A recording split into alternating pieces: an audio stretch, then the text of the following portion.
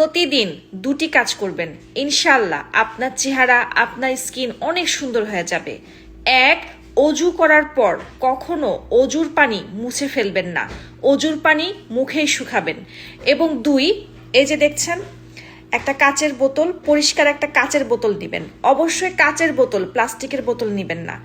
এর ভিতর 1 চামচ মেথি আর 6 থেকে 7টা ক্লোভসকে বাংলায় কি বলে, লবঙ্গ নিবেন। অনেক সময় ছোট ছোট জিনিসের নাম আমি ভুলে যাই, মনে আসে না। তারপর এই পানিটা সারা রাত ভিজিয়ে রাখবেন। তারপর ফজরের নামাজের পর এই পানির ভিতর 21 বার ইয়া জামিল, ইয়া জামিল, ইয়া জামিল আল্লাহর এই শক্তিশালী নামটা পাঠ করে ফু দিবেন।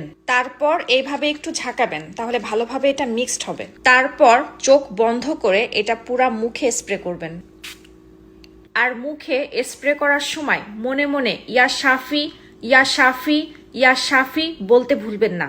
ইনশাআল্লাহ এই শক্তিশালী আমলটি আপনার চেহারার উপর প্রতিদিন করেন, দেখবেন 7 দিন পর আপনি নিজেই একটা ভালো রেজাল্ট পাবেন। তারপর একটা সেলফি তুলে আমার ইনবক্সে পাঠাবেন। জাজাকাল্লাহ।